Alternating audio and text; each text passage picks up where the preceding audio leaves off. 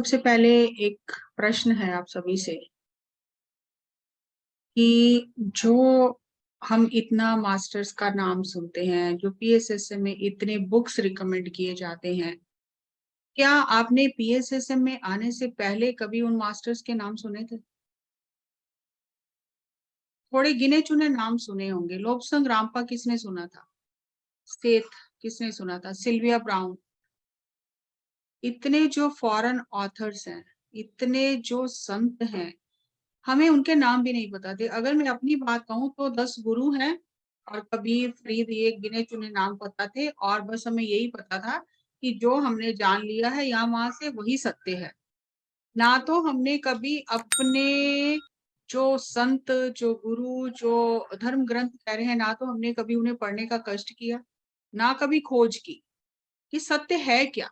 क्या लिखा क्या गया है, क्या कहा गया है, वो हमने जानने का प्रयास ही नहीं किया। यहाँ-वहाँ से टीचर्स ने, धर्म गुरुओं ने, पेरेंट्स ने जो बता दिया, उसको सत्य मानकर आँखें बंद करके हम चल पड़े। जब हम पीएसएसएम में आए, जब हमने ध्यान किया, जब पत्री सर के पास पहुँचे, तो पत्री सर ने हमें कहा स्वाध्याय करो, ओशो को पढ़ो। जबकि बहुत सारे लोगों का ये ब्लॉक है कि ओशो को तो पढ़ना ही नहीं चाहिए। ओशो मतलब पता नहीं क्या पढ़ा तो क्या हो जाएगा।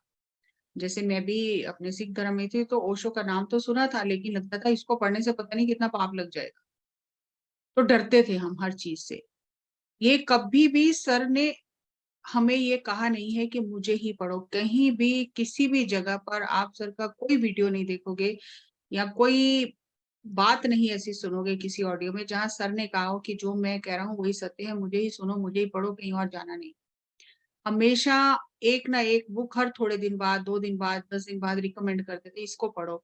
और सर में वो दूरदृष्टि थी, वो दिव्य दृष्टि थी कि इस बुक से उन्होंने लेना क्या है। हर बुक से सब कुछ नहीं लेते थे। जो चीज़ें स्पिरिचुअल प्रिंसिपल से मैच करती थी, उनको लेते थे और जो मैच नहीं करती थी, उनको छोड़ देते थे और हमें भी कहते थे कि एक मधुमक्खी की तरह जो फूलों से हर एक पराग लेकर शहद बनाती है, मधुमक्खी की तरह बनो। हर एक में जो अच्छा है उसे चूस लो और उसे जीवन में उतारो। तो ऐसी दृष्टि सर ने हमें दी और ऐसा जीवन जीकर दिखाया। तो हर एक ऑथर का सम्मान करना, हर एक संत का सम्मान करना, हर एक गुरु का सम्मान करना, कोई भी बाउंड्री नहीं थी कि ये करना है, ये नहीं करना है। इसे पढ़ना है, इसे नहीं पढ़ना है। तो सर खुद बुक्स पढ़ के हमें रिकमेंड करते थे कि ये बुक बहुत बढ़िया ये पढ़ो, ये बहुत बढ़िया ये पढ़ो। तो उस तरह हमें आज मैं अगर देखूं कि मैं जिस दिन पीएसएसएम में आई थी और पत्री सर से मिली थी और आज 12 साल बाद मैं जहाँ खड़ी हूँ, ये पत्री सर ने जो विजडम दिया उसका ही परिणाम है। उससे पहले मैं सिख धर्म में होने के बावजूद, पाठ पूजा करने के बावजूद, कीर्तन भी करती थी गुरुद्वारे में, लेकिन कुछ भी पता नहीं था। बस एक भेड़ चाल की तरह आंखें बंद करके जीवन जी रहे थे। तो इसी तरह बहुत सारे सर ने नाम लिए, बहुत सारे मास्टर्स के नाम लिए, जिसमें से कुछ नाम जो थे, हमने उन्हें इतना कस के पकड़ लिया कि बस यही है। और हम भूल ही गए कि जो ये बता रहा है कि ये विज़डम जो है लेने योग्य है, तो इसका मतलब क्या हुआ? इसका मतलब हुआ कि वो उससे ज़्यादा जानता है। अगर कोई बच्चा 10th क्लास में है, वो 12th का सिलेबस उसे समझ में नहीं आएगा। लेकिन जो बीएड का टीचर है, उसे समझ में आ जाएगा 12th का सिलेबस क्या है और वो 12th के स्टूडेंट्स को पढ़ा सकता है। इसी तरह पीएचडी वाला जो प्रोफेसर है, वो नीचे एमए, एमएड वालों को पढ़ा सकता है। तो इसका अर्थ ये होता है कि वो उनसे ज़्यादा जानता है। अगर पत्री सर ने हमें ये बताया इस मास्टर को पढ़ो, इस मास्टर को पढ़ो, ये किताब पढ़ो, ये बुक पढ़ो, इसकी जीवनी पढ़ो और इसकी टीचिंग्स पढ़ो, इसका सीधा-सीधा अर्थ यही था, ढके शब्दों में, कि सर ने वो सारा ज्ञान आत्मसात किया था और सर उससे कहीं, कहीं, कहीं ज़्यादा जानते थे। इसलिए उन्होंने हमें वो चुन-चुन के सागर से मोती निकाल के दिए। सर ने ये कहा कि आप अपने जीवन के स्वयं सृजन कर्ता हो और पिरामिड स्पिरिचुअल सोसाइटीज़ मूवमेंट जो है, दो प्रिंसिपल्स पे मेन काम करती है। ध्यान, सांसों के साथ एक होकर ध्यान करना, और ज्ञान, सभी गुरुओं की, सभी लेखकों की आध्यात्मिक पुस्तकों का अध्ययन करना। अब सब पुस्तकों का अध्ययन करना यहाँ नहीं कहा, गुरुओं द्वारा, संतों द्वारा जो अपने जीवन का सार दिया गया है जिन पुस्तकों में, उन पुस्तकों का अध्ययन करना।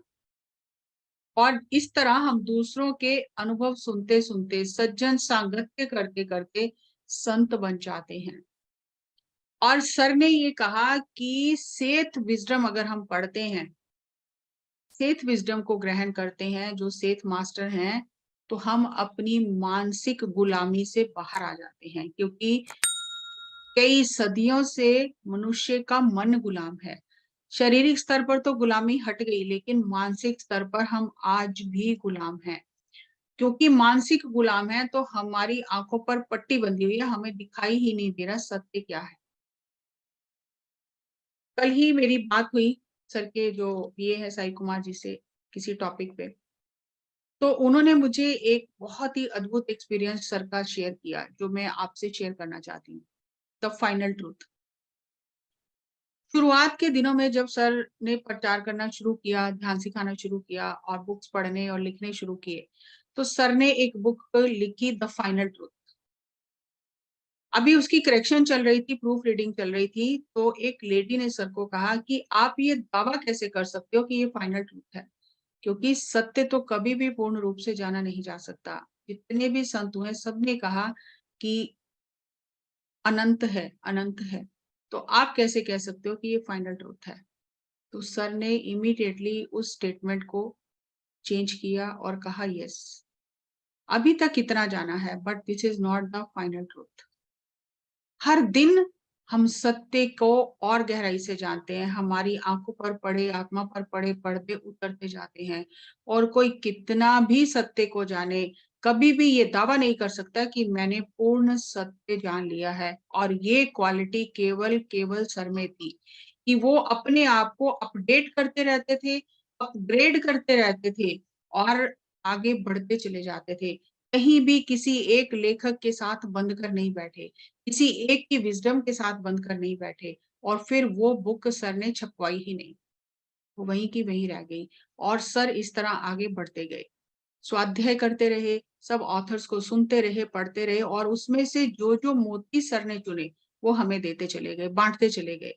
सर ने बहुत बार ये कहा कि सेथ विजडम, सेथ मास्टर एक बहुत ही अद्भुत मास्टर है, उसका ज्ञान लेना चाहिए, सेथ मास्टर का। लेकिन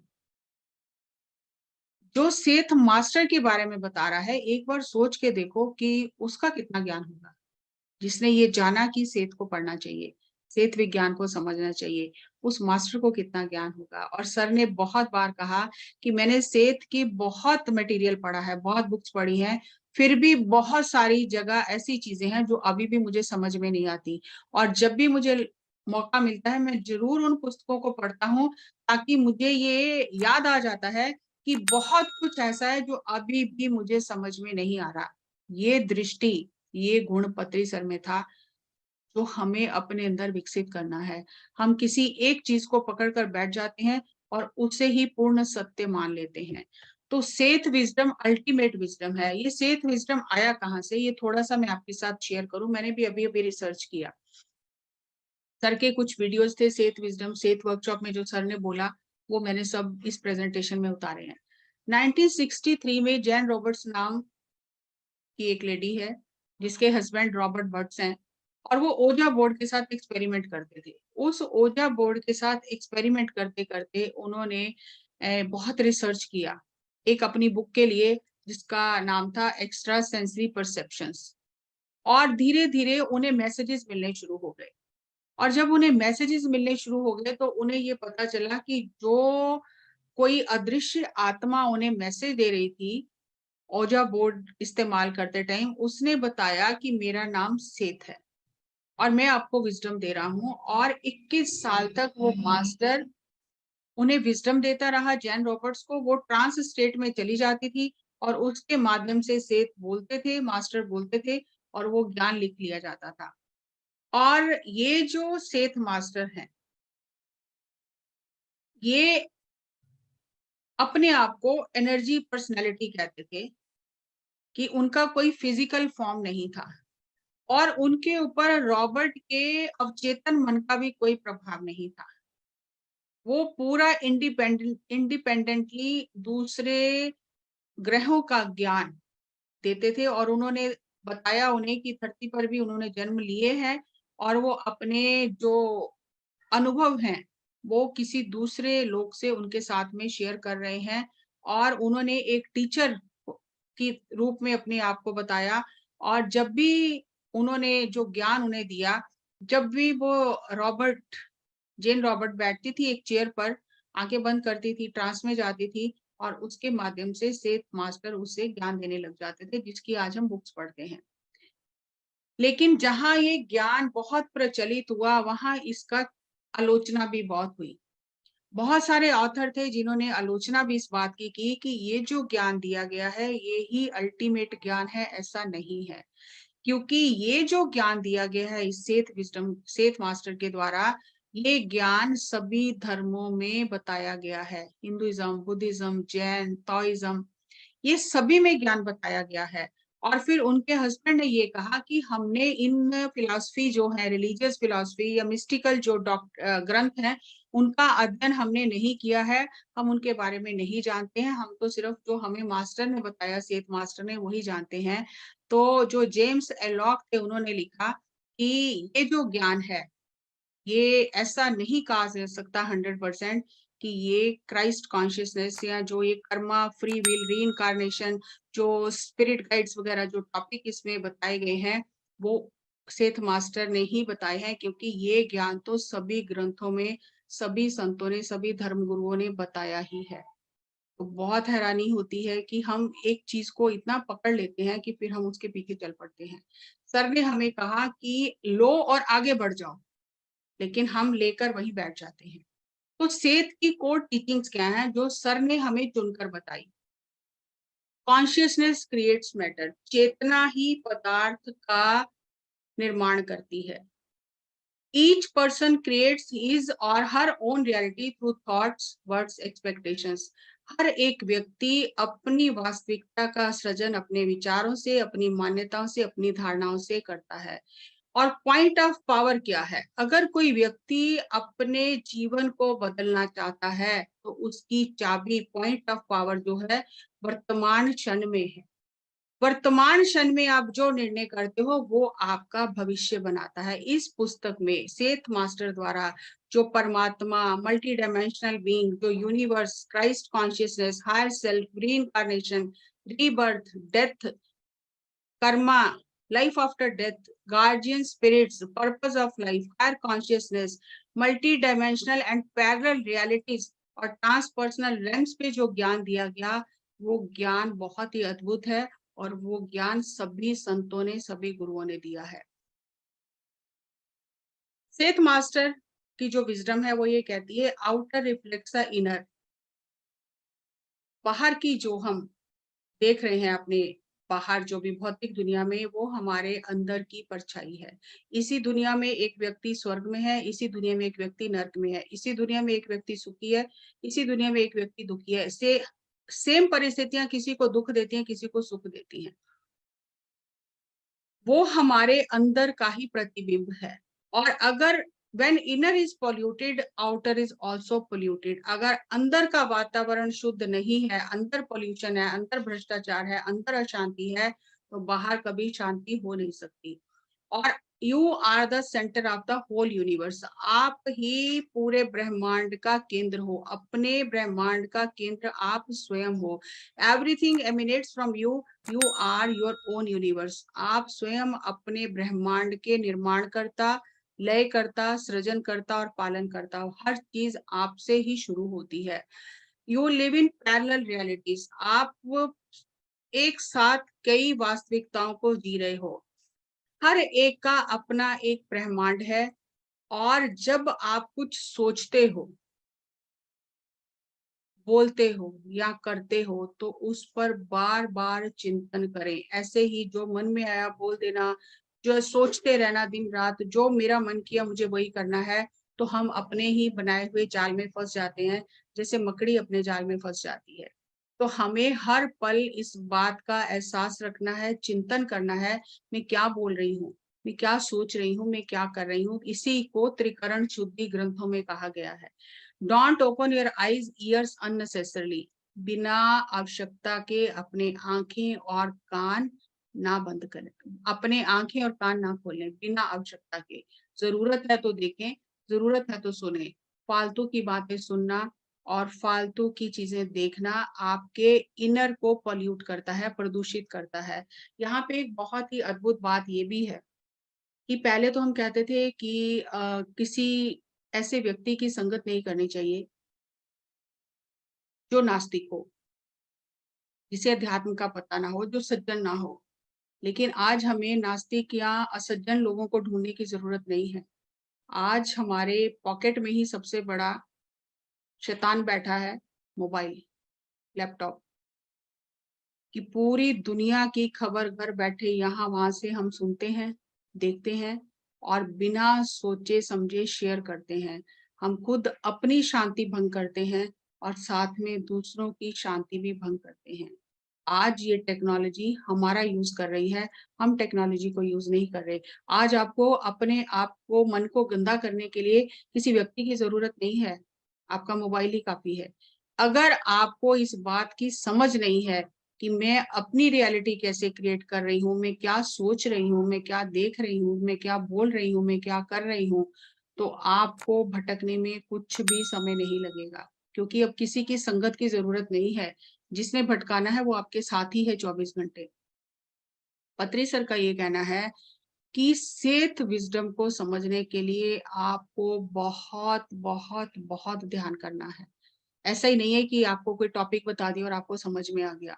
बहुत गहरा विज्ञान है, जिसे समझने के लिए आपको बहुत ध्यान करना है, तब समझ में आएगा। और इतना सब कुछ करने के बाद अगर पत्री जी ये कहते हैं कि अभी भी मुझे बहुत सारे सेथ विजडम जो है समझ में नहीं आया, तो हम कितना समझ पा रहे हैं। Every current deed creates future. हर एक वर्तमान हमारा जो एक्शन है, जो कर्म है, हमारा भविष्य का निर्माण करता है। कुछ भी करने से पहले 1000 बार सोचें, कान खुले रखें, आंखें खुली रखें और बहुत ही बुद्धिमता से, पूरी जागरूकता के साथ निर्णय लें कि क्या करना है। Seth wisdom depends on lot of absolute awareness. Awareness के जो अवेयरनेस पे सेथ विजडम खड़ी है, क्योंकि हर एक विचार मैनिफेस्ट हो जाता है आज या कल। इसलिए सोचने से पहले 1000 बार सोचें कि आप कैसे भविष्य का निर्माण कर रहे हो, क्योंकि future is dependent on present. Know the importance of present. भविष्य वर्तमान पर टिका है और इस वर्तमान के महत्व को जाने कि ऐसा नहीं है कि जो मर्जी कर लियो और मेरा भविष्य बदल जाएगा, नहीं बदलेगा। जब आप अपने वर्तमान में बहुत सुंदरता से रहना शुरू करते हो जागरूकता के साथ, तो आपका भविष्य बहुत अच्छा बनता है। ये पत्री सर ने कहा है, I have created PSSM by my thought. मैंने अपने विचार से पीएसएसएम की स्थापना की है। ध्यान जगत, पिरामिड जगत, शाकाहार जगत, आत्मज्ञान जगत, ये मैंने इस सेत प्रिंसिपल के हिसाब से मैनिफेस्ट किया है। क्योंकि आप अपने जीवन के बहुत ही चमत्कारिक सृजन करता हो और जब आपको इस ज्ञान का पता चल जाता है, तब आप दूसरों को दोष नहीं देते हो, आप पूरी अपने जीवन की रिस्पॉन्सिबिलिटी लेते हो। तब आप ये नहीं कहते हो कि मैं दूसरों की वजह से दुखी हूँ।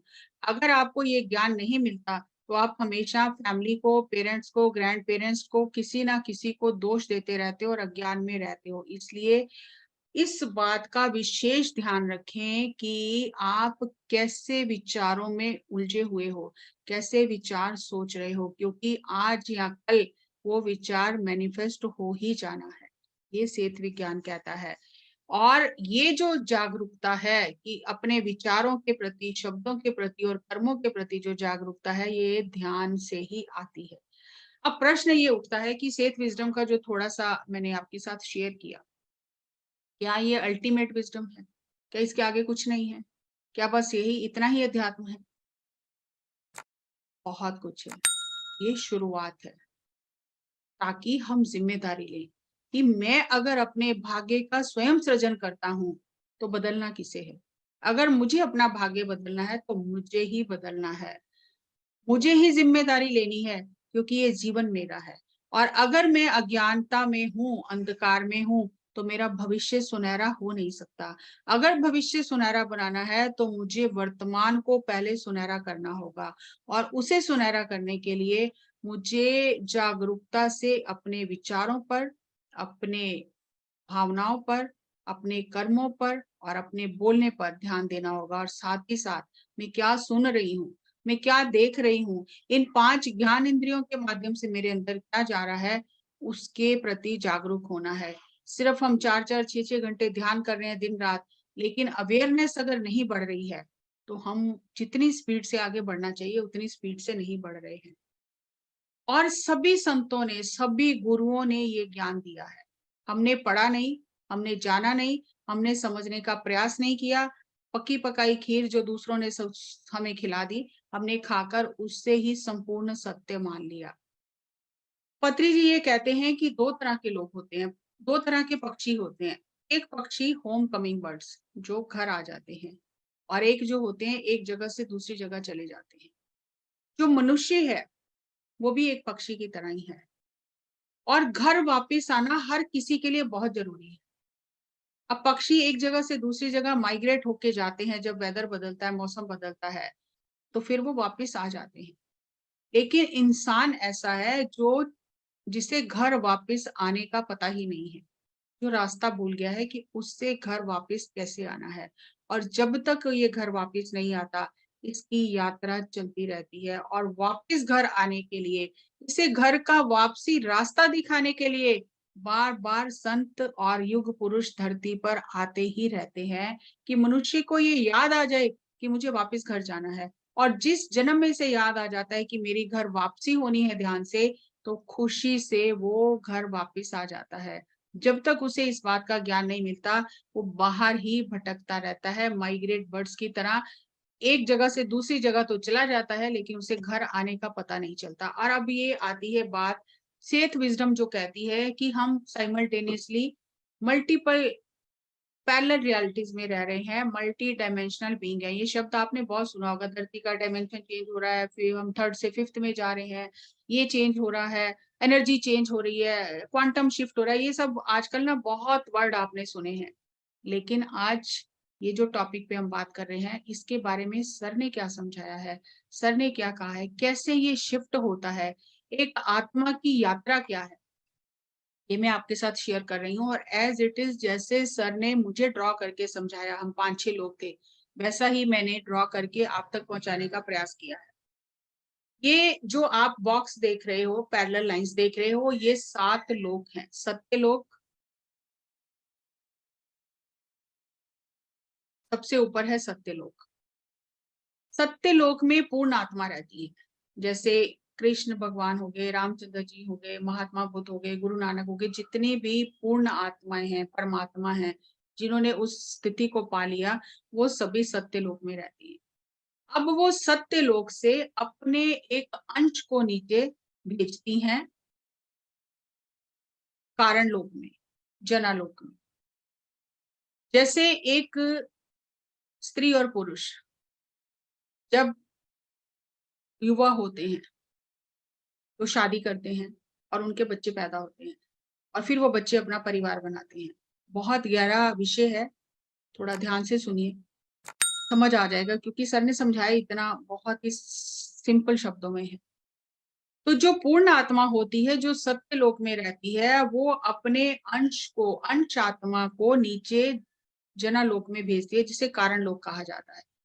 यहाँ जो आत्मा शिशु आत्मा के रूप में आती है, उसे कुछ भी पता नहीं होता है। जैसे एक माँ से जब बेटी आती है, बच्चा आता है, बच्चा बिल्कुल शिशु है, उसे कुछ भी पता नहीं। लेकिन जब माँ ने एक बच्चे को जन्म दिया, तो माँ में कुछ कमी नहीं हुई। माँ भी है, बच्चा भी है, और ये बच्चा बड़ा होके और बच्चों को जन्म देगा।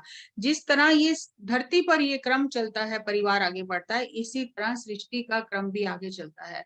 पूर्ण आत्मा से अंश आत्मा जनालोक में आती है और यहाँ उसे एस्ट्रल बॉडी और मेंटल बॉडी मिलती है। उसके 2 शरीर यहाँ पर बनते हैं। अभी तो अंश आत्मा आई है, फिर उससे ये एस्ट्रल बॉडी, मेंटल बॉडी मिली और फिर यहाँ से अंश आत्मा जो है प्राण में शरीर को लेकर नीचे धरती पर आती है, भूलोक पर। उसका जन्म होता है क्योंकि अब उसे भौतिक शरीर चाहिए। एस्ट्रल बॉडी हो गई, मेंटल बॉडी हो गई और प्राण में कोश, प्राण में शरीर हो गया और वो अंश आत्मा अपने एक अंश को नीचे धरती पर भेजती है, जिसे जीव आत्मा कहा जाता है। ये बहुत गहराई का विषय है कि पूर्ण आत्मा से अंश आया। अंश जो है वो जनालोक में ही है, कारण लोक में ही है। अंश नीचे धरती पर नहीं आया। अंश ने एक अपना अंश नीचे भूलोक में धरती पर भेजा, जिससे जीवात्मा कहा जाता है। अब ये जो जीवात्मा धरती पर आती है, जो भौतिक शरीर को ग्रहण करती है, ये बहुत सारे जन्म लेती है और ये अपने लेसन सीखने शुरू करती है, क्योंकि ये बच्चा है, इसे कुछ भी पता नहीं। जैसे हम बच्चों को स्कूल भेजते हैं, एक क्लास पास की, दूसरी, तीसरी, चौथी, जितनी उनकी क्षमता होती है पढ़ने की, वो पढ़ते चले जाते हैं और एक लेवल पे आके वो कुछ बन जाते हैं। इसी तरह से अंश आत्मा का एक अंश, जीव आत्मा धरती पर आती है, भूलोक में आती है और शरीर धारण करती है और यहाँ से एक एक सबक सीखते हुए वापस कारण लोक में जाती है, जनालोक जिसे कहा जाता है। अब ये जो भी यहाँ से सीख के जाती है, ये जाकर अपनी अंश आत्मा को बताती है। जो भी यहाँ से फिजिकल बॉडी के स्तर पर सीखा जाता है धरती में, वो सब अंश आत्मा में ज्ञान की तरह वो इकट्ठा होने लग जाता है। अंश आत्मा, जीव आत्मा जब ऊपर जाती है धरती का जीवन जीकर, तो अंश आत्मा उससे पूछा जाता है, अंश आत्मा पूछती है कि क्या क्या सीखा, क्या सबक सीखा, क्या रह गया। आपस में डिस्कस करके फिर वो वापस आती है, फिर कुछ और सीखती है, फिर आती है, फिर जाती है। इस तरह 400 जन्मों में बहुत सारे सबक सीखती है और वो सारा ज्ञान अंश आत्मा में जमा होते जाता है। जब ये अंश आत्मा से जीव आत्मा अलग होकर कम से कम 400 जन्म तक ले लेती है, तब तक इसे बहुत सारे अनुभव और ज्ञान हो चुका होता है। ये सीखने की स्टेज है और हर एक लोक में पत्री सर ने बताया कि 8 लेवल होते हैं। जैसे आपने देखा कि ये जो जना लोक का बॉक्स है, ये बड़ा है क्योंकि इसमें 8 लेवल हैं। हर एक लोक में 8-8 लेवल होते हैं।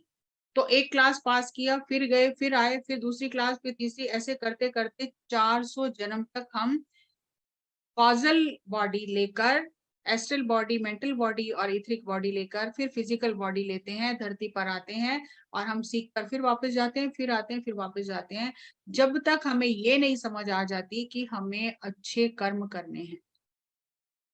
फिर बीच में भूलोक से ऊपर आता है भूवर लोक। भूवर लोक जो है ये लोअर एस्ट्रल वर्ल्ड है, इसमें अंधकार ही अंधकार है और उससे ऊपर है सुवर लोक जो हायर एस्ट्रल वर्ल्ड है, जिसमें ये सब हमारे ग्रंथों में बताया जाता है कि सब ऐशो आराम इसमें मिलते हैं। जब आत्मा धरती पर अच्छे कर्म करती है तो वो सुवर लोक में जाती है और जब वो नकारात्मक कर्म इकट्ठे करती है तो उससे लोअर एस्ट्रल वर्ल्ड्स में ही घूमते रहना पड़ता है। जिस जन्म में आत्मा को सबक सीखते सीखते ये पता चल जाता है अच्छे कर्म करके, तब वो एक लेवल ऊपर चली जाती है, महाकारण लोक में चली जाती है, क्योंकि उसके पुण्य कर्म इतने इकट्ठे हो गए हैं कि अब वो कारण से धरती पर नहीं आ रही है, अब वो महालोक में चली गई, एक छलांग लगाकर अब वो महाकारण लोक में चली गई, क्योंकि उसने बहुत सारे पुण्य कर्म इकट्ठे कर लिए। अब उसे सारे लेसन सीख ले, समझ आ गई कि धरती पर रहना कैसे है, मैं क्या करने आती थी, मुझे क्या करना है, और वो महाकारण शरीर लेकर महाकारण लोक तक पहुंच गई। अब गुड कर्मा करके आप महाकारण शरीर तक, महाकारण लोक तक पहुंच सकते हो, लेकिन इससे ऊपर छलांग लगाने के लिए आपको ध्यान चाहिए, मेडिटेशन चाहिए। गुड कर्मा करके, जैसे मदर टेरेसा हो गई, जो ऐसे लोग हैं जिन्होंने बहुत गुड कर्मा किए हैं, वो महालोक में जाते हैं, लेकिन वो टीचर बनकर फिर वापस आते हैं धरती पर। अभी उनका आना जाना खत्म नहीं हुआ, लेकिन वो कारण से नहीं आते, किसी महाकारण से आते हैं। लेकिन जब कोई आत्मा बहुत साधना करती है, जब सत्य को जानती है, ध्यान करती है तो वो तपोलोक में जाती है, एक लोक और ऊपर चली जाती है। बहुत तपोलोक में साधना करके, बहुत-बहुत ध्यान करके, सत्य को जानकर, सत्य की खोज करके और सत्य के साथ 100% जब वो धरती पर आकर जीवन जीती है, तब वो सत्यलोक में जाती है और पूर्ण आत्मा बन जाती है। जब तक वो धरती पर आकर पूरी तरह से सत्य के साथ जीवन नहीं जीती है, तब तक वो तपोलोक तक रहती है।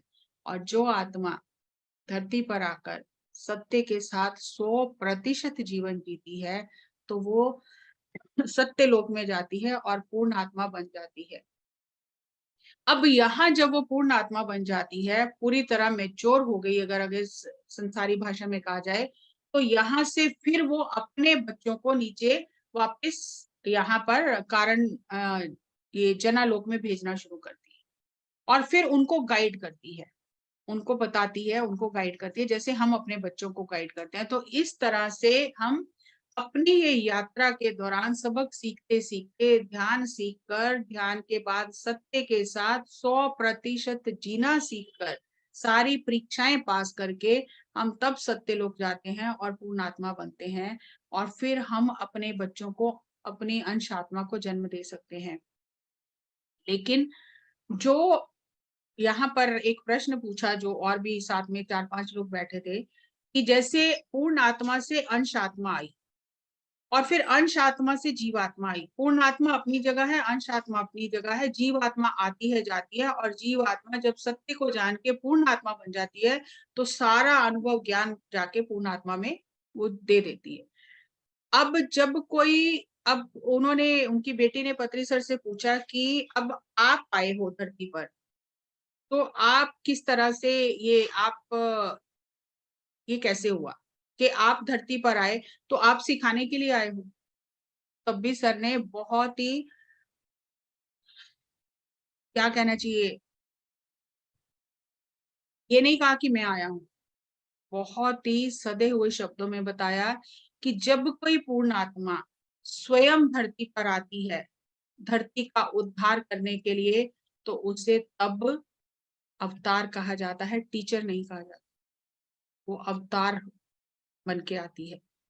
धरती को ऊपर उठाने के लिए, धरती की पुकार सुन के जब एक पूर्ण आत्मा स्वयं धरती पर आती है, तब उसे अवतार कहा जाता है, टीचर नहीं कहा जाता।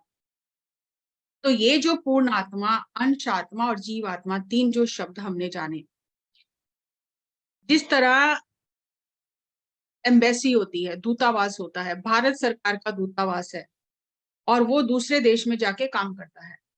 वो भारत सरकार को वहां की खबरें देता रहता है, लेकिन वहां पे भारत सरकार नहीं गई है, वो दूत जाके खबरें देता रहता है। ठीक इसी तरह से पूर्ण आत्मा से अंश आत्मा खबरें लेती है, अंश आत्मा जीव आत्मा से खबरें लेती है और अंश आत्मा जीव आत्मा को ज्ञान बताती रहती है और जीव आत्मा क्या अनुभव कर रही है वो जानती रहती है। एक दूतावास जैसे होता है ना, उसकी तरह, दूत की तरह ये कार्य करते रहते हैं कि अंश आत्मा धरती पर नहीं आती, जीव आत्मा आती है, लेकिन जीव आत्मा धरती की पूरी खबर, लेसन जो सीखे, जो किया, जाके अंश आत्मा को देती है। तो ये इस तरह से पूरा क्रम चलता रहता है। अगर हमें ये बात समझ में आ जाए कि किस तरह एक आत्मा की यात्रा है, ये कोई हंसी खेल का काम नहीं है कि मैं इस डायमेंशन की बात कर रही हूँ, उस डायमेंशन की बात कर रही हूँ, बड़ी बड़ी बातें कर रही हूँ, ये विजडम वो विजडम। लेकिन आप खुद सोच के देखो कि ये जो चार्ट सर ने बना के दिया, ये कोई हंसी खेल नहीं है। कितनी साधना करके, कितने जन्म ले लेकर, सत्य को जानने के बाद भी सत्य के साथ जीना, परीक्षाएं पास करना, तब जाके हम सत्य लोक तक पहुंचते हैं। एक आत्मा कोई करोड़ों में कोई पहुंचता है वहां तक, नहीं तो नीचे ही नीचे हम अपने सबक सीखते रहते हैं, घूमते रहते हैं। तो इसीलिए सर ने कहा कि सत्य को गहराई से जानो, उसे आत्मसात करो, जितना जानते हो उतनी बात करो। ये जो अंश आत्मा है, ये पूर्ण आत्मा का दूत है और जो जीव आत्मा है, वो अंश आत्मा का दूत है। ये आपस में खबरों का आदान प्रदान करते रहते हैं कि जीव आत्मा क्या सीख रही है, क्या रह गया है, कहाँ पे जीव आत्मा को गाइडेंस की जरूरत है। तो ये अंश आत्मा उसका हायर सेल्फ बन के उससे गाइड करती रहती है। अब यही जो बातें सेठ विजडम में बताई पत्री सर ने तो एक चार्ट ड्रॉ करके हाथों से लिख के पूरा विज्ञान हमें बता दिया। आप ये सोच के देखो कि सर को कितना ज्ञान है, तो उन्होंने इतना सरल शब्दों में हमें ये इतनी गहरी पहेली समझा दी। और ये पहेली संत शुरू से ही समझाते आए हैं। अब सेठ विजडम में एक ये भी आता है कि पूजा करने की जरूरत नहीं है। अब पूजा करने की जरूरत नहीं है, हम बिना पूजा किए भी परमात्मा को पा सकते हैं। पूजा जब हम भाव से करते हैं, धीरे धीरे पूजा छूट जाती है। तो ये बात तो मैंने 2-3 एग्जाम्पल लिए हैं, सभी संतों ने की है। तो कबीरदास जी ने भी कहा है, गुरबानी में एक शब्द है, आप अगर ध्यान से पढ़ेंगे तो आपको समझ में आ जाएगा। बहुत सिंपल है, भाषा बहुत कोई मुश्किल नहीं है। पाती तोरे मालिनी पाती पाती जियो, कि ये जो मालिनी है, मालिन है, वो पत्ते तोड़ रही है, लेकिन हर एक पत्ते में तो जीव है। वो पत्ते तोड़ रही है पूजा करने के लिए, लेकिन हर पत्ते में जीव है। जिस पाहन को पाती तोरे सो पाहन निर्जियो, जिस मूर्ति के लिए, जिस पत्थर की मूर्ति के लिए ये पत्ते तोड़ रही है, वो उस पत्थर में तो जान ही नहीं है, लेकिन उस पत्थर पर चढ़ाने के लिए फूल माला, ये जिसमें जीव है, पौधों में, पत्तों में, उसे तोड़ रही है। तो वो कबीरदास जी कहते हैं कि हे मालिन, तू भूल गई है, तू भूली हुई है, तेरे को सत्य का पता नहीं है, तू अज्ञानता में जी रही है। सतगुर जागता है देव, परमात्मा तो सदा जाग ही रहा है, ना उसे उठाने की जरूरत है, ना उसे सुलाने की जरूरत है। तो यहाँ पे बहुत बड़ा भेद खोलते हैं। ब्रह्मपाती बिसन डारी फूल शंकर देव, कि पत्ते में ब्रह्मा का वास है। आप सभी पूजा करते हो पीपल की, तुलसी की, आप ये मेरे से ज्यादा अच्छे से समझ सकते हो। पत्ते में कहा गया है ग्रंथों में कि ब्रह्मा का वास है, और टहनियों में विष्णु का, भगवान विष्णु का वास है, और फूलों में भगवान शंकर का वास है। तो कबीरदास जी कहते हैं कि 3 देव तूने प्रत्यक्ष रूप से तोड़ दिए, उनका जीवन समाप्त कर दिया, तो फिर तू किसकी सेवा करने जा रही है? तीनों देवताओं को तो तूने तोड़ दिया, अलग अलग कर दिया, तो तू किसकी सेवा करने जा रही है? और दूसरा एग्जाम्पल देते हैं, पाखान गढ़ के मूर्त कीनी दे के छाती पाओ, कि जो मूर्ति बनाता है, वो पत्थर के ऊपर बड़ी बड़ी मूर्तियां बनाता है, चढ़कर उसकी वो कार्विंग करता है। पत्थर वो उसके छाती बना रहा है, छाती पर पैर रख के उसकी क्रेविंग कर रहा है, सिर बना रहा है, ये सब बना रहा है, आंखों से छील रहा है। तो कबीरदास जी कहते हैं कि अगर ये मूर्त सच्ची में भगवान होती तो उठकर अभी तुझे खा जाती, अभी के अभी तुझे खा जाती। जो ये मूर्त साची है, तो घड़न हारे खाओ उस तुझे, क्योंकि तू उसकी छाती पे पैर रख के उसके ठोक ठोक के बना रहा है। अगर सही में ये पत्थर भगवान है, तो अभी का अभी तुझे वो खा जाता। और फिर आगे कहते हैं कि तू ये जो भात और ये कई तरह के खाने बना के भोग लगा रहा है, लेकिन ये भोग तो मूर्ति के सिर्फ मुंह में लगाया जा रहा है, अंदर तो कुछ जा नहीं रहा, क्योंकि वो तो निर्जीव है। और ये भोग जो भोगने वाला कौन है? वो पंडित है, वो प्रीस्ट है, जो ये भोग खाएगा, लेकिन मूर्ति के मुंह पर तो विभूति ही मली जाएगी। तो वो कह रहे हैं कि मालिन तू भूली हुई है, तुझे पूजा करने का ढंग नहीं पता, ये दुनिया भूली हुई है, लेकिन मैं भूला हुआ नहीं हूँ, क्योंकि कहो कबीर हम राम राखे कृपा कर हर राय। उस परमात्मा ने मुझे ये बुद्धि दी है, मुझे ये ज्ञान दिया है और मेरी रक्षा की है।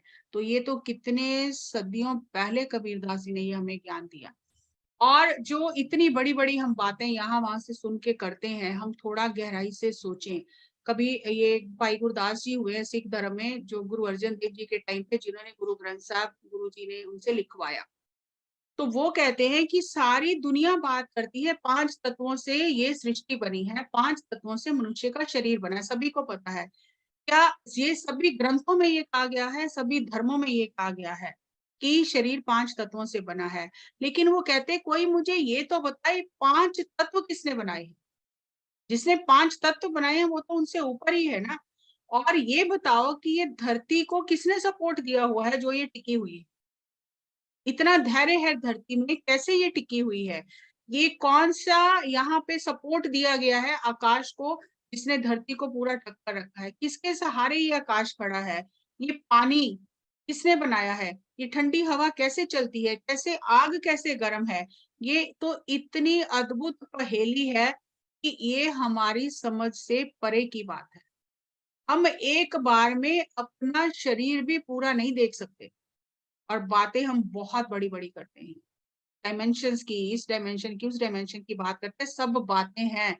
लेकिन जब हमें उन बातों का अनुभव ही नहीं है, तो जितनी हमें बात पता है, उतने में ही हमें तसल्ली करनी चाहिए। और कोई भी संत, पैगंबर, पीर, गुरु ये कहते हैं कि परमात्मा की सृष्टि का अंत नहीं पाया जा सकता। हम जितना भी जाने, हम कुछ नहीं जानते। इसीलिए उसके ऊपर कोई बात करना, कोई स्टेटमेंट देना, ये मूर्खता है, बेवकूफ़ी है। हम पैरेलल रियलिटीज़ में रहते हैं और ये गुरु अर्जन देव जी का एक शब्द है। ये बहुत ज़रूरी लगा मुझे आज डिस्कस करना, इसलिए मैंने गुरबानी से एग्ज़ाम्पल लिया कि गुरु जी कहते हैं, "फिरत फिरत पेटे जन साधु पूरे गुर समझाया।" घूमते-घूमते, ढूँढते-ढूँढते, ढूँढते-ढूँढते मुझे कोई साधु मिला और उस साधु ने मुझे समझाया कि पूरा गुरु कौन है, किसके साथ जुड़ना है।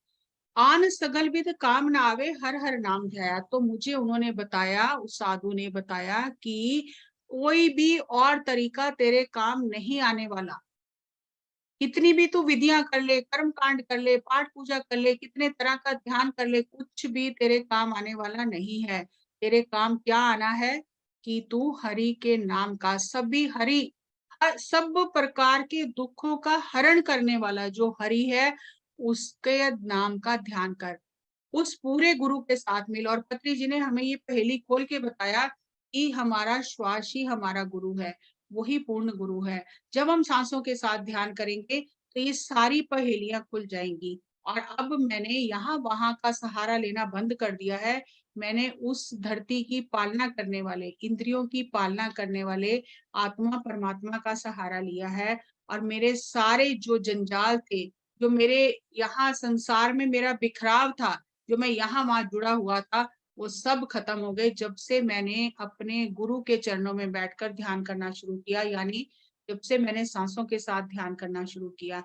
अब यहाँ पर वो ये बताते हैं, सुरग मिरत प्याल भूमंडल सगल व्याप्य माई। यहाँ भी उन्होंने वो मल्टी डायमेंशनल की बात की, जो हमें पत्री सर ने समझाया कि भूलोक, भूवरलोक, सुवरलोक। तो यहाँ उन्होंने 3 लोकों की बात की है कि तीनों लोकों में और सारी धरती पर माया का पसारा है। और इस माया से बाहर आने के लिए मुझे केवल और केवल ध्यान करना है, सांसों के साथ एक होना है, तभी मुझे इस माया से बाहर निकलने का मार्ग मिलेगा।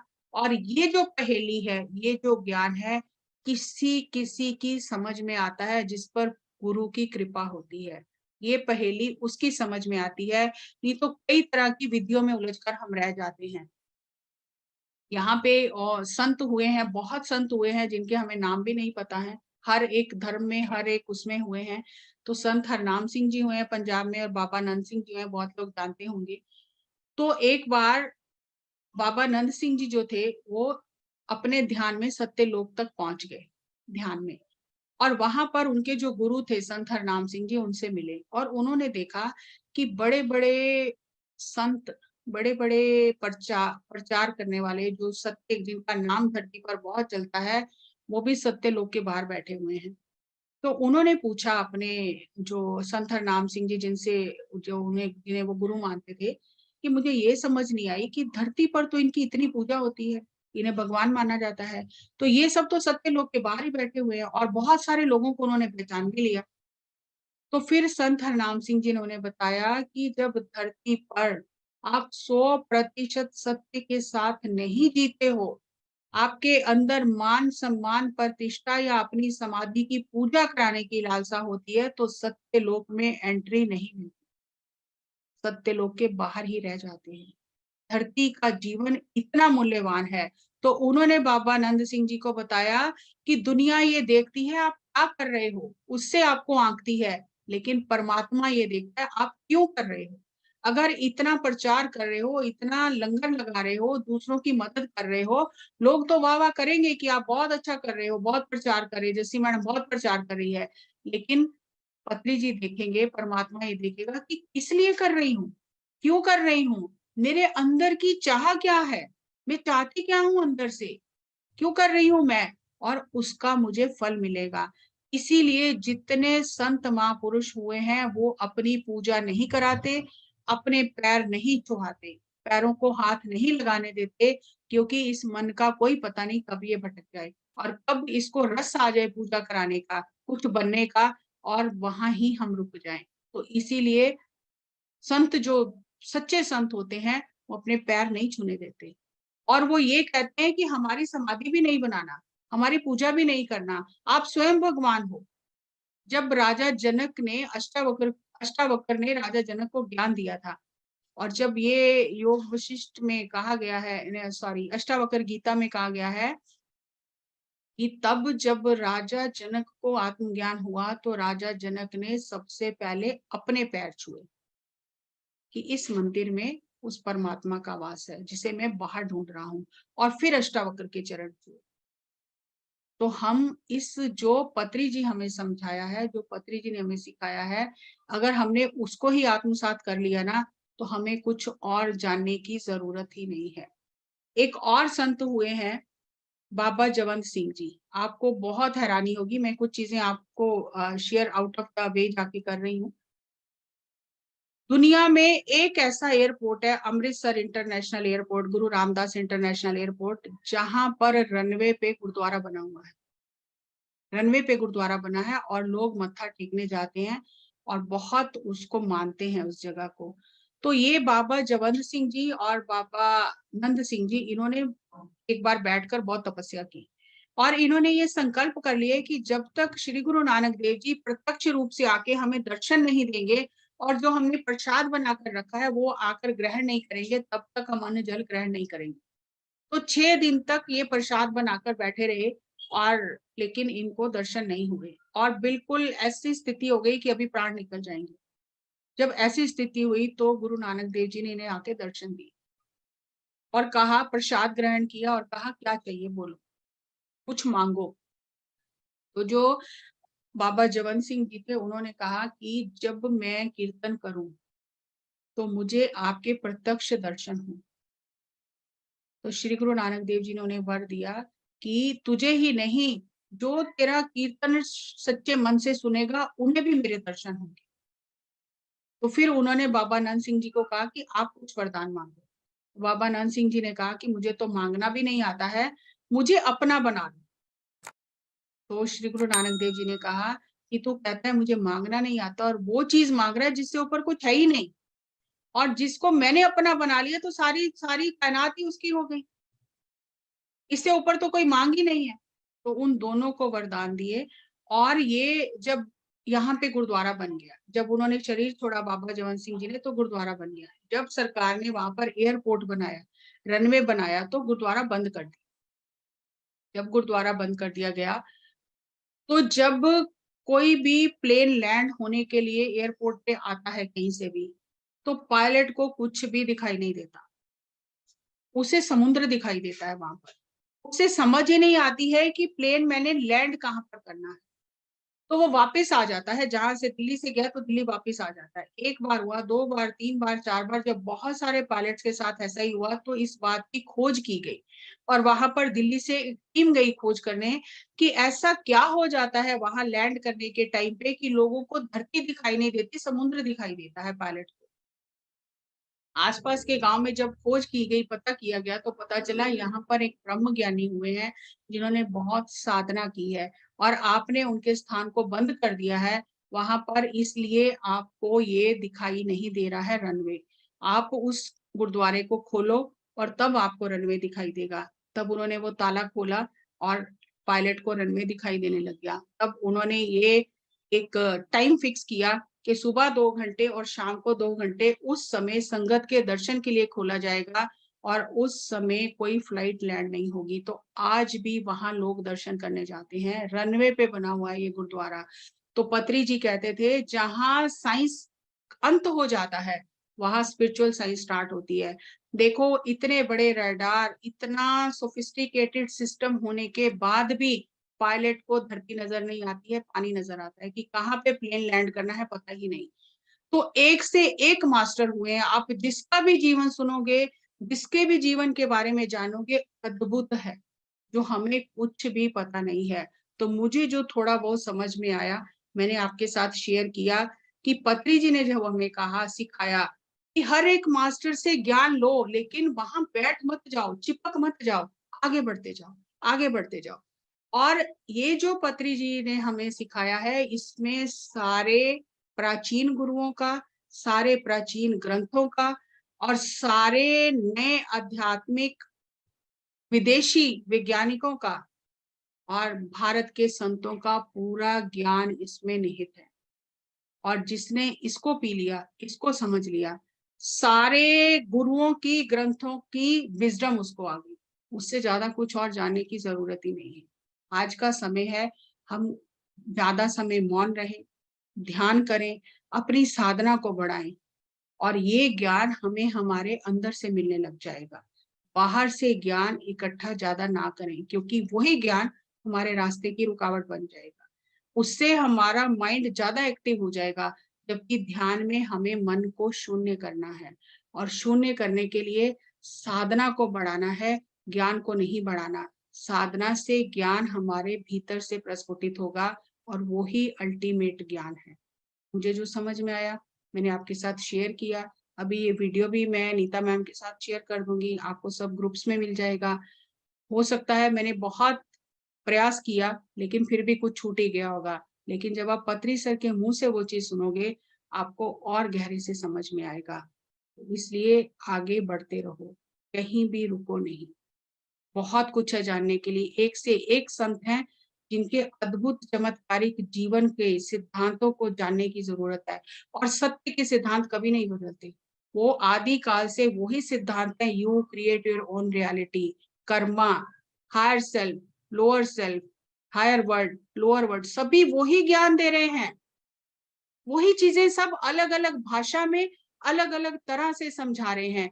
और आज के समय की जरूरत देकर पत्री जी ने हमें और सिंपल करके समझा दी हर चीज। तो जो मास्टर पीएचडी लेवल का है ना, से सब लेवल के मास्टर्स को समझना और ज्ञान देना आता है। हम बहुत भाग्यशाली हैं जो हमारे जीवन में पत्री जी आए और हमें ये इतना ज्ञान दिया, जिसका मालिक बहुत ऊंचा होता है, वो छोटे छोटे दरवाजों पर जाते हुए शोभा नहीं देता। सीखो और आगे बढ़ो। सुदामा कृष्ण से मांगने गया था, और से मांगने नहीं गया था। पत्री सर ने कहा है, my dear friends, my dear masters, my dear gods. तो माय डियर फ्रेंड्स ही अगर हम बन जाए ना, तो गॉड और मास्टर तो वो बना ही लेंगे। लेकिन हमें तो अभी उन्हें हमें हमने अभी उन्हें अपने फ्रेंड ही स्वीकार नहीं किया है। हम तो भाग रहे हैं यहाँ वहां कि कहीं से ज्ञान मिल जाए, झोली भर ले। और पता, उद्धार का ज्ञान तो पुराने अखबार पेपर की तरह है, वो कहीं काम आने वाला नहीं है। साधना को बढ़ाओ। पत्री सर ने कहा है, मौन रखो ज्यादा से ज्यादा, आपको अपने भीतर से ज्ञान मिलेगा। तो thank you, thank you, thank you.